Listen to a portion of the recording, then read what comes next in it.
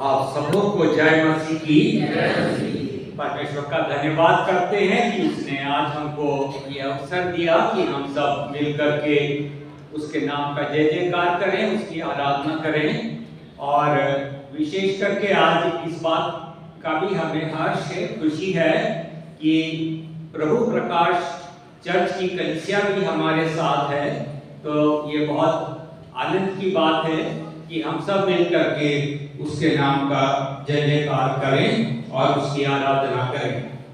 आज बड़े दिन के पश्चात का 5वां रविवार है और 25 जनवरी है। और आज हमारे चर्च ऑफ नॉर्थ इंडिया में, उत्तर भारत की कलीसिया में संत पौलुस के हृदय परिवर्तन का दिन मनाया जा रहा है कि कैसे शाऊल जो लोगों को सताता था, मसीहों को सताता था, उसका हृदय परिवर्तन हुआ और वो अन्य जातियों में उसने प्रभु यीशु का सुसमाचार प्रचार किया। तो आइए, इससे पहले कि हम उसके जीवन के बारे में, उसके हृदय परिवर्तन के बारे में, उसके कार्यों के बारे में मनन करें, हम प्रार्थना करें। हमारे जीवित और सामर्थी पिता परमेश्वर, हम आपका धन्यवाद करते हैं सारी आशीषों के लिए जो आपने हमारे जीवन में दी हैं, आपकी करुणा और दया के लिए, आपकी सारी भलाई के लिए जो आप हम पर करते हैं, आपके अद्भुत प्रेम के लिए हम आपको धन्यवाद देते हैं। हम आपको धन्यवाद देते हैं कि आज आपने हमको अवसर दिया कि हम आपके भवन में आकर के आपकी आराधना और स्तुति करें। प्रभु, इस समय आप हमको ऐसा मन दीजिए कि हम आपकी आराधना आत्मा और सच्चाई से कर सकें। और प्रभु, हम आपका धन्यवाद करते हैं संत पौलुस के लिए, जिसका हृदय को आपने परिवर्तित किया, और उसके कार्यों के लिए हम आपको धन्यवाद देते हैं। और जब हम उस पर मनन करते हैं प्रभु, हमको ऐसी प्रेरणा दीजिए कि जो अद्भुत कार्य उसके द्वारा आपने किया, हमारे जीवन में भी हम आपकी इच्छा को पूरा करें, उस उद्देश्य को जो आपने हमारे जीवन में रखा है हम पूरा कर सकें। इस समय आप हमारे साथ होइए, बोल दीजिए कि हम अपनी सांसारिक चिंताओं को छोड़ करके आपकी ओर दृष्टि करें और आपका वचन हमसे बातचीत करें, प्रभु यीशु के नाम से आमीन। तो जैसा कि आज का विषय है कि संत पौलुस का हृदय परिवर्तन, जो मसीहों को सताने वाला था, वो एक सुसमाचार का प्रचार करने वाला बन गया। अगर हम बाइबल में पढ़ें तो हम ये पाते हैं कि पौलुस जो है वो किलिकिया के तरसुस नगर में जन्मा था। वो एक कट्टर फरीसी था और व्यवस्था का पालन करता था। वो तंबू बनाने का व्यवसाय भी करता था और वो एक बहुत ही विद्वान व्यक्ति था। उसने गमलीएल नामक रबी से शिक्षा प्राप्त की थी और आज हमने उसके हृदय परिवर्तन के विषय में सुना है। हम ये देखते हैं कि उसके मन में मसीह लोगों के लिए घृणा थी, क्रोध था, ईर्ष्या थी, द्वेष था और वो उनको मारता पीटता और जेल में बंद करता था। और आज हमने जो प्रेरितों के काम की पुस्तक 22वां अध्याय पढ़ा, उसमें हमने सुना कि किस प्रकार से जब वो दमिश्क के रास्ते पर जा रहा था और मसीह लोगों को पकड़ करके जेल में डालना चाहता था, तो प्रभु यीशु मसीह ने उसको दर्शन दिया और उससे कहा कि हे शाऊल तू मुझे क्यों सताता है। और उसने कहा कि हे प्रभु तू कौन है? और उसने कहा मैं यीशु जिसे तू सताता है। तो उसके हृदय परिवर्तन के बारे में हम बाइबल में प्रेरितों के काम में 3 स्थानों पर उसके बारे में पढ़ते हैं। पहले हम पढ़ते हैं प्रेरितों के काम 9वां अध्याय और उसकी 1 से 19 आयत। फिर हम पढ़ते हैं 22वां अध्याय जो आज पढ़ा गया 6 से 16 आयत। फिर हम देखते हैं 26वां अध्याय प्रेरितों के काम उसका 12 से 18 आयत था। तो हम ये उसके हृदय परिवर्तन के विषय में वहां पर पाते हैं। और जब उसका हृदय परिवर्तित हो गया तो उसने क्या कार्य किया, थोड़े हम समय के लिए उसके कार्यों के बारे में देखेंगे कि जब उसका हृदय परिवर्तित हो गया तो उसने क्या कार्य किया।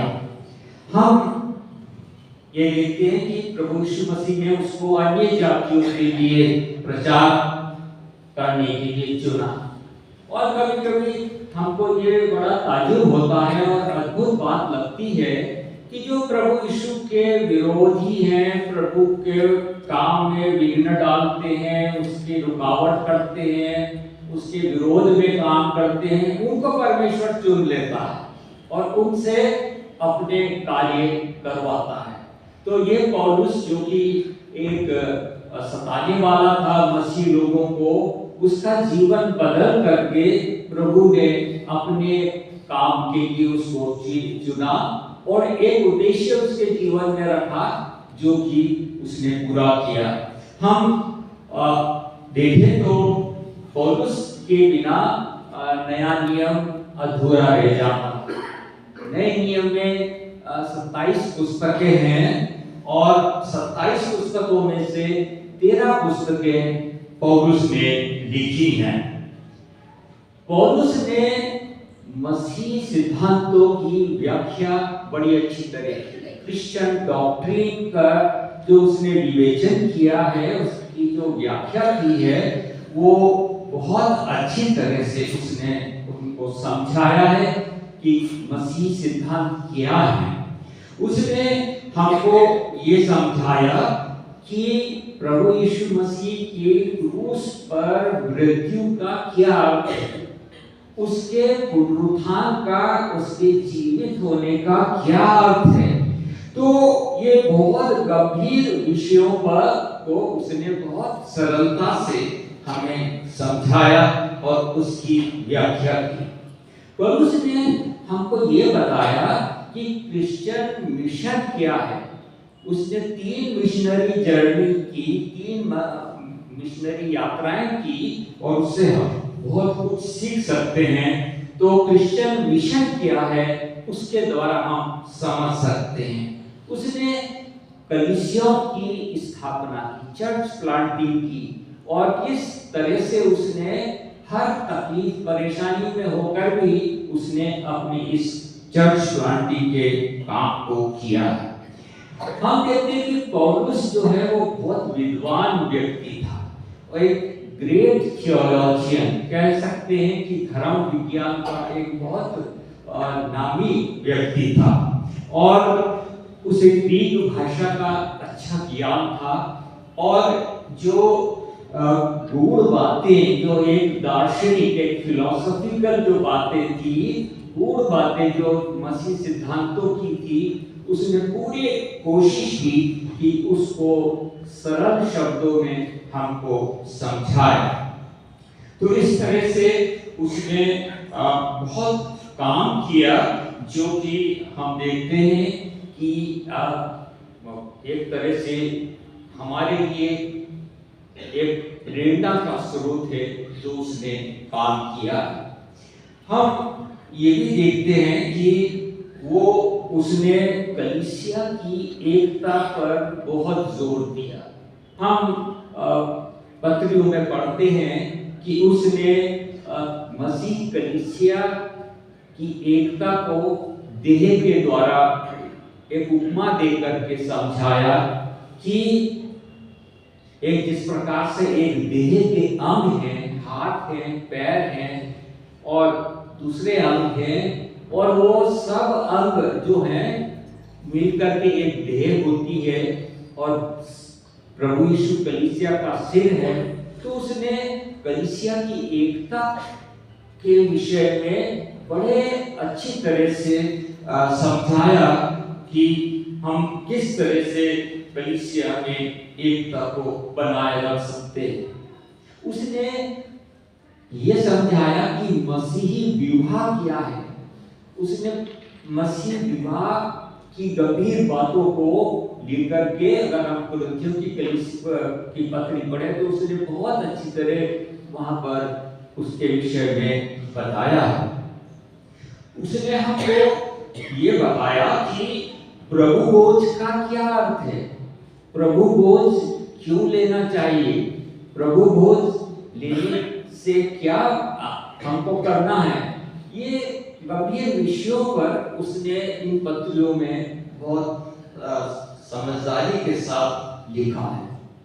प्रारंभिक कलीसिया में बहुत सी ऐसी झूठी शिक्षाएं, नॉस्टिसिज्म जो था वो उसमें झूठी शिक्षाएं आ गई थी, और उसने उन झूठी शिक्षाओं को के विरोध में बताया और कलीसिया को उन झूठी शिक्षाओं से बचाया, ताकि हम अपने विश्वास से भटक न जाएं। जो हेरेसीज थी उनके विषय में उसने बताया, और प्रभु यीशु मसीह के विश्वास में, उसके अनुग्रह में हम कैसे बने रह सकते हैं, वो उसने हमको समझाया। और उसने हमको ये समझाया कि क्रिश्चियन लीडरशिप क्या है, मसीही अगुवाई क्या है। हम ये देखते हैं कि कैसे एक अच्छे अगुवे बन सकते हैं। उसने पास्टरल लेटर लिखे, पहला तीमुथियुस, दूसरा तीमुथियुस, तीतुस की पत्री। इन पत्रियों में हम पढ़ते हैं कि एक मसीही अगुवे को, एक लीडर को कैसा होना चाहिए, उसमें क्या गुण होने चाहिए, कैसे वो सेवा करे, क्या क्या समस्या का वो सामना कर सकता है, कैसे उन समस्याओं को सुलझा सकता है। तो ये हम देखते हैं कि एक अच्छे अगुवे की, एक क्रिश्चियन लीडरशिप, मसीही अगुवाई कैसे करना है, उससे हम उसके पत्रियों से सीख सकते हैं। हम ये देखते हैं कि पौलुस ने मसीह के लिए बहुत दुख उठाया। जैसा उसने लोगों को, मसीह लोगों को दुख दिया, लेकिन उसने स्वयं प्रभु यीशु के लिए बहुत दुख उठाया। अगर हम दूसरा कुरिन्थियों उसका 11वां अध्याय 22 से 29 तक पढ़ें तो वो वहां बताते हैं कि वो कहते हैं कि 5 बार यहूदियों के हाथ से 39 कोड़े खाए, और 3 बार पीटें खाई, 1 बार पथराव हुआ, 3 बार जहाज जिन पर वो चढ़ा टूट गए, 1 रात एक समुद्र में काटा, और बहुत जोखिम में रहा, यात्राओं के जोखिम में, डाकुओं के जोखिम में, नदी के जोखिम में और जंगल के जोखिम में। तो हम ये देखते हैं कि उसने बहुत दुख उठाया प्रभु के लिए, तरह तरह से उसने इन सताओं को सहा।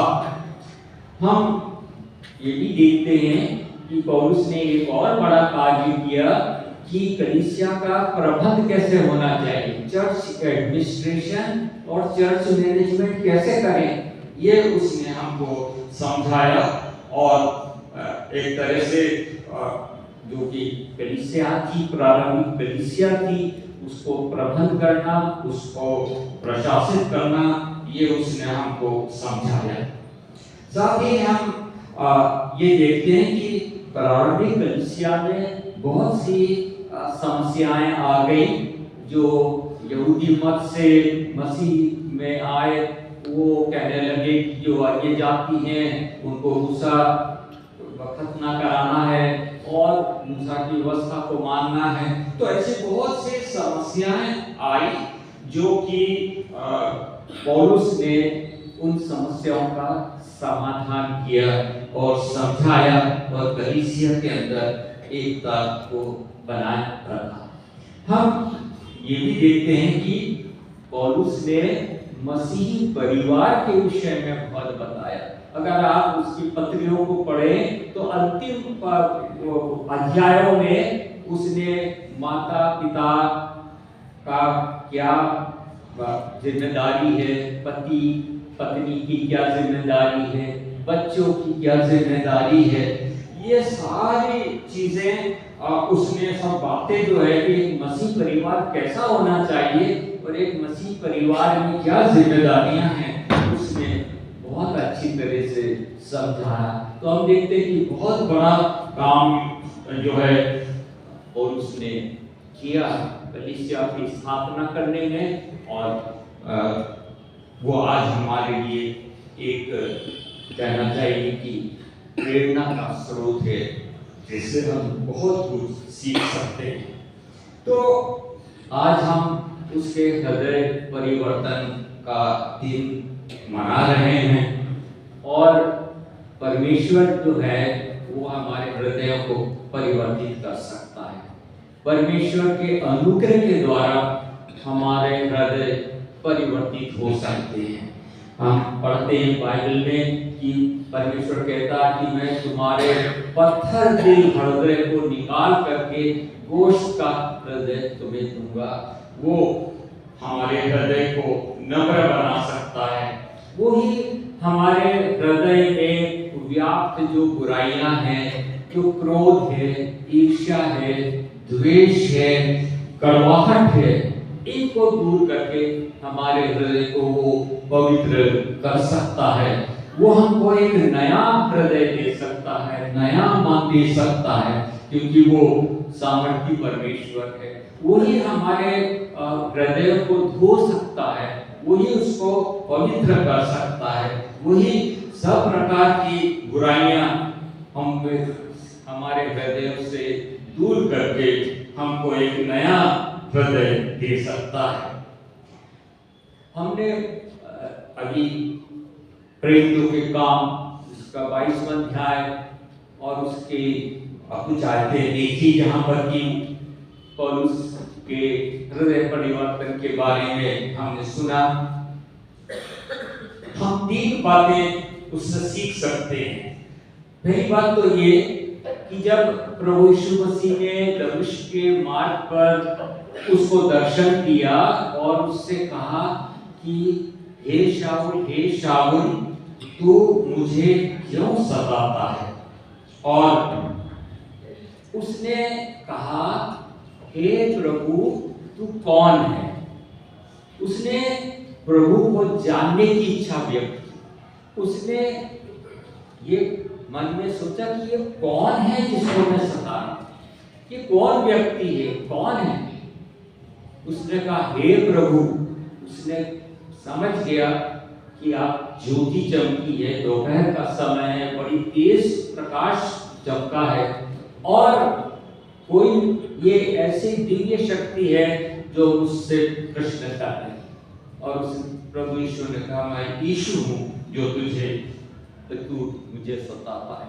तो एक इच्छा होनी चाहिए, प्रभु यीशु को जानने की इच्छा। हे प्रभु तू कौन है। शायद आज हमारे मन में ये जिज्ञासा नहीं है, आज हमारे मन में ये अभिलाषा नहीं है। शायद हम जो है उसको जानने की अभिलाषा नहीं रखते। तो प्रभु को जानना आवश्यक है। अगर हम चाहते हैं कि हमारे भी हृदय परिवर्तित हो तो हमें प्रभु को जानने की आवश्यकता है।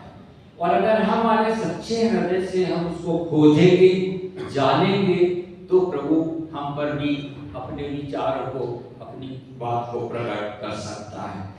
पौलुस सच्चाई जानना चाहता था कि ये कौन है जिसे मैं सताता। शायद आज मेरे और आपके जीवन में कोई ना कोई ऐसी बात है जिससे हम प्रभु यीशु को दुखी करते हैं। कोई ना कोई ऐसी बात है जिससे हम उसको सता रहे हैं, दुखी कर रहे हैं, और हमको ये जानने की आवश्यकता है। क्योंकि प्रभु यीशु ने कहा मत्ती रचित सुसमाचार उसके 25वें अध्याय और उसकी 40 से 45 आयत में प्रभु यीशु कहते हैं, तुमने जो मेरे इन छोटे से छोटों में से किसी एक के साथ किया वो मेरे साथ, तुमने जो इन छोटे से छोटों में से किसी एक के साथ नहीं किया वो मेरे साथ नहीं किया।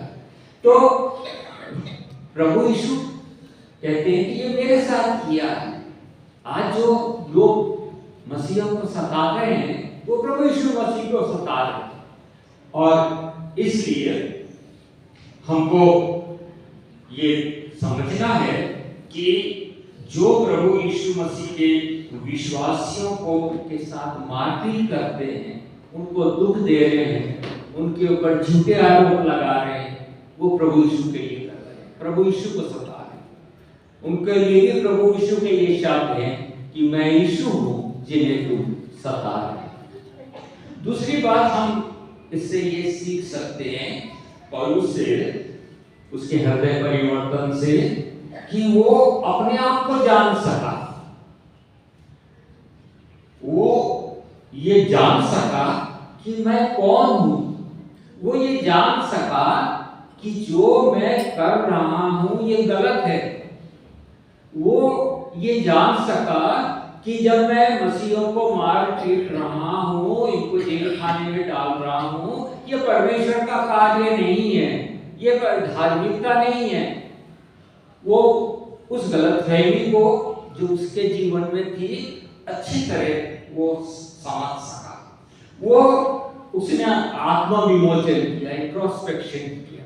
उसने देखा कि मेरे मन में बहुत घृणा है, मेरे मन में कड़वाहट है, मेरे मन में किसी के लिए क्रोध है, द्वेष है, और इसलिए वो कहता है कि मुझ पापी पर, जो सबसे बड़ा पापी, वो अपने आप को सबसे बड़ा पापी बताता है कि मुझ पापी पर परमेश्वर ने एक तरह से दया की, अनुग्रह किया।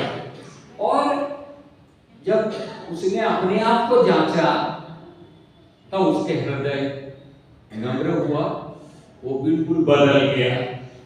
उसने ये समझा कि ये परमेश्वर की सेवा नहीं है। फिर उसने एक बात और समझी, जो उसने इतनी शिक्षा प्राप्त की थी गमलीएल के रवि के पास बैठ करके, और इतना पुराने नियम का अध्ययन किया था, बहुत गहन अध्ययन किया था।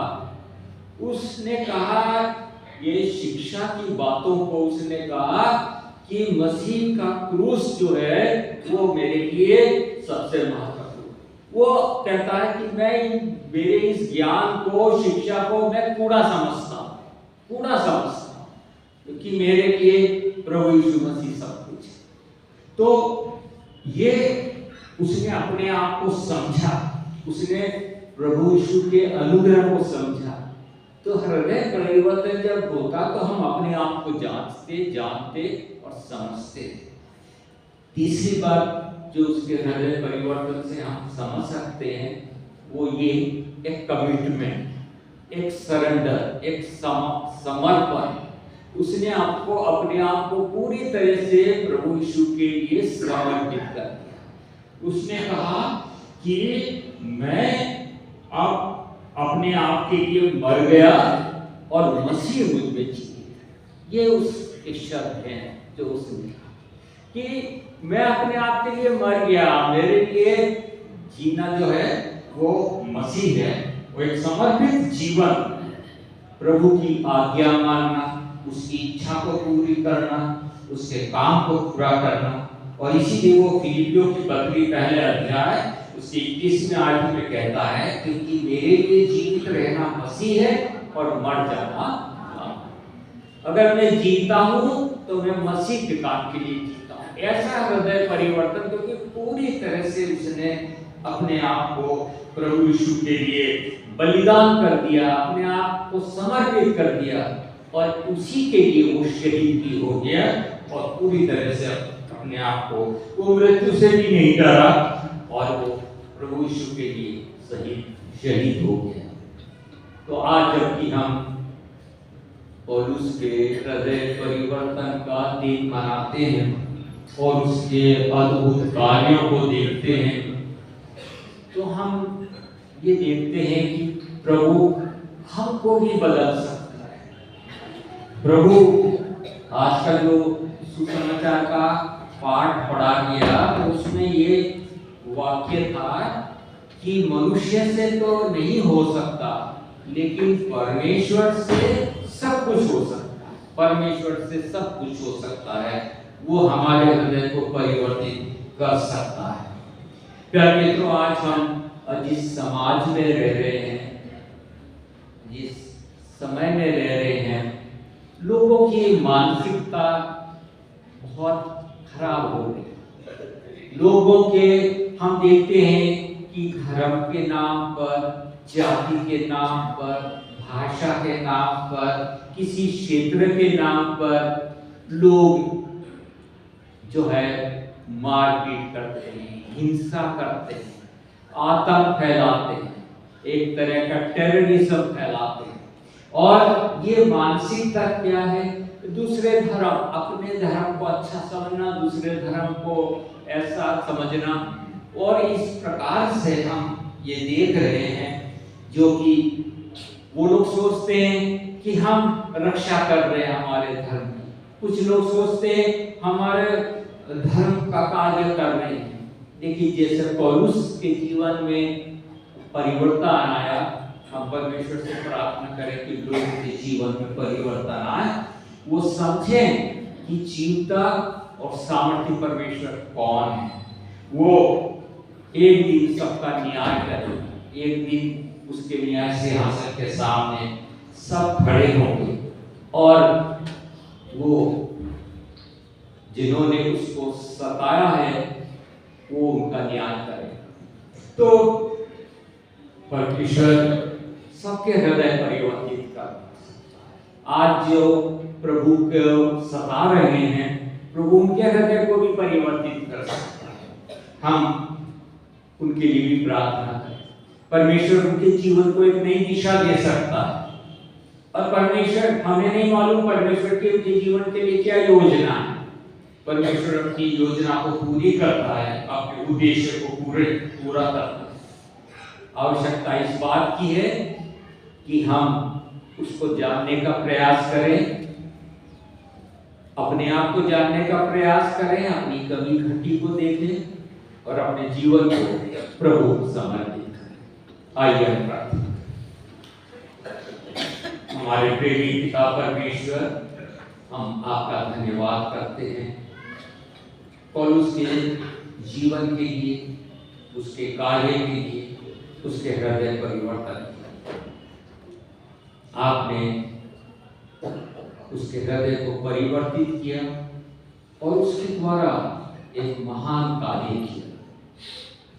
प्रभु, हम ये जानते हैं कि आपने हर एक के जीवन में कोई न कोई मकसद रखा है, कोई न कोई उद्देश्य रखा है, और आप समय आने पर उस उद्देश्य को पूरा करते हैं। प्रभु, आप हम सबों पर दया करें, हमें बुद्धि और समझ दें कि हम आपको जानें, अपने आप को जानें और अपने आप को आपको समर्पित करें, जिससे आपके नाम को महिमा मिले और उस बड़े कार्य के लिए जिसके लिए आपने हमको ये जीवन दिया है, हम उसको पूरा करें ताकि आपके नाम को महिमा मिले।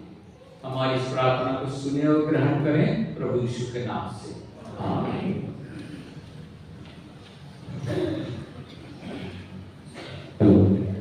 एक सूचना